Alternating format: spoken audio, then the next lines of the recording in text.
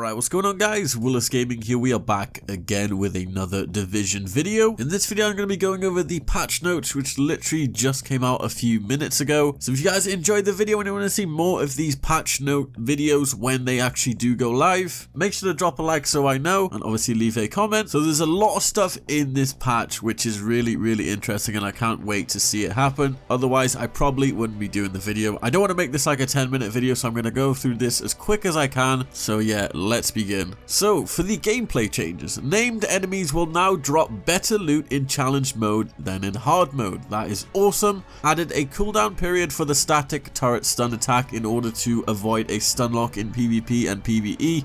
That was really annoying in PvP. Glad they're changing that. Named NPCs will no longer respawn after being killed in the open world. This will prevent situations where players were able to kill a same named NPC over and over again. So they're referring to the Bullet King exploit.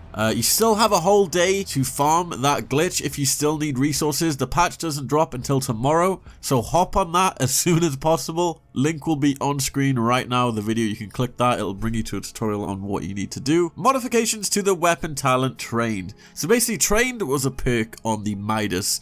Every time you would get a crit, it would basically give some of your signature skill back, and it was kind of bugged because every single crit would basically give you about 5%. And as you know, SMGs crit a lot, so if you're getting like 20 crits in a whole mag, you've basically just got your signature skill back.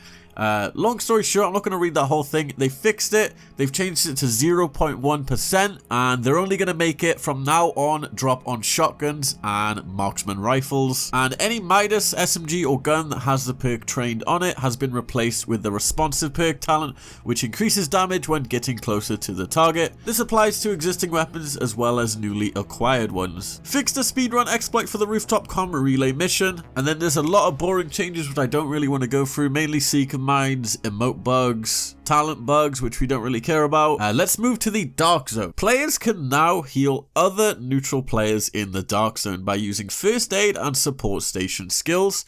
Interesting, that's very interesting. Players are now able to fast travel to the Darkzone checkpoints, but only when coming from outside the Darkzone. That's really helpful. Can't wait to see that. Darkzone disconnect timer has been increased to 30 seconds, meaning players will remain in the game world longer when logging out while in the Darkzone. Basically, if you don't know what that means, it's a way to stop players from combat logging. Combat logging is basically if you're getting shot, you just basically turn off your Xbox and it'll disconnect you from the game. Basically, if you do that now, your guy will actually stay there for 30 seconds on the spot. Items extracted from the Darkzone are now properly marked as new items when moved to the player's inventory. Nice! Players killed in the Darkzone now drop ammo, medkits and grenades. This loot is generated and not taken from dying players' inventory. Nice! Players killed in the Darkzone will lose less Darkzone funds and experience, rogue and non-rogue. Yes! Darkzone funds and experience rewards for surviving rogue status have been improved.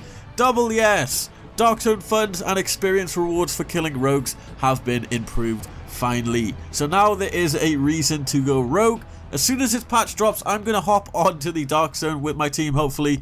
Go rogue. See if the reward is actually worth surviving the 5-minute timer. Because if it is, there's going to be a lot of rogues in the Darkzone. Phoenix credit drops have now been increased on level 31 and 32 enemies in the Darkzone. Level 30, 1 to 3 credits. Level 31, 2 to 4 credits. Level 32, 3 to 5 credits. Awesome. Increased drop rate of high-end items from level 31 and 32 named NPCs in the Darkzone.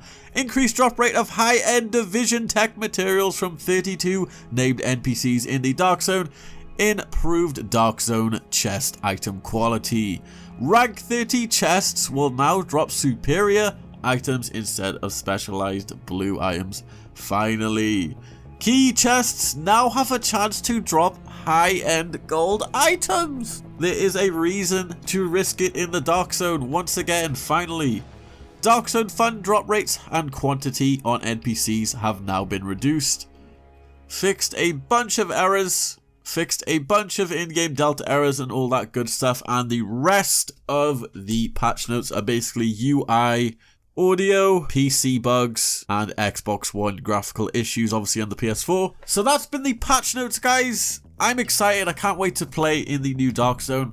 Let me know what you think in the comment section down below, and obviously leave a comment if you want to see more of these patch note videos when the patch notes come out, obviously. To my Destiny subscribers, I will have a video Wednesday.